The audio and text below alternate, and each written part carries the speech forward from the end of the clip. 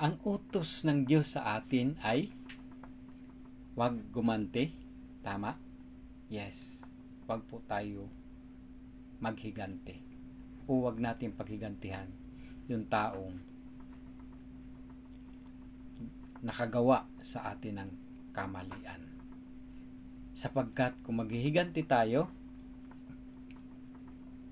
paghihigantihan din tayo ng Diyos. Sapagkat hindi tayo pinaghigantihan ng Diyos sa kabila po ng ating ginawa na mga kamalian sa Kanya. So tama po. Kaya po kung babasahin po natin ang Roma 12 verse 19 ay ito po ang sinasabi. Mga minamahal, huwag kayong maghihiganti. Ipaubayan ninyo iyon sa galit ng Diyos, sapagkat nasusulat, akin ang paghihiganti.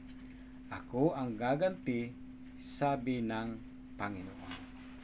So, malinaw po ang sinasabi ng banal na kasulatan na wag po tayong gaganti, especially po dun sa gumawa sa atin ng malaking kasalanan, no?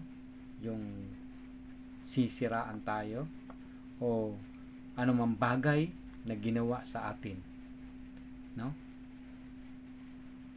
Magamat napakahirap po, no?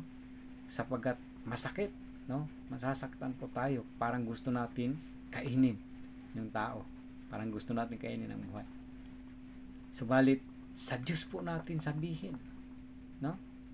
I-release po natin yung galit natin sa ating Panginoon. Sabihin natin, Panginoon, ang sama-sama ng loob ko dahil ginawan ako ng masama ng taong iyan. Parang gusto kong kumanti, parang gusto ko siyang lamunin ng buhay. Tama? Subalit, hindi ko po, Panginoon, magawa sapagkat natatakot ako sa iyo. Ayun po. So, kapag na-release na po natin ang ating masakit na karanasan, yung kapaitan po na dinanas natin, ang Diyos na po ang bahala noon na siyang magpapasya kung ano ang gagawin niya. So kaya mahalaga po yung pagsunod sa Kanya, mahalaga po yung Kanyang mga salita. Yes, napakahalaga po ng Kanyang mga sinasabi sa banal na kasulatan na huwag nating gawin ang paghihiganti sapagkat siya ang maghihiganti. Romans 12 verse 19. Good morning po sa ating lahat. Nawa po ay nakatulong talaga ang mga salitang ito mula sa Biblia. Nawa po ay mabigyan kayo nito ng encouragement para po talaga na magkaroon ito ng kapangyarihan sa inyong buhay.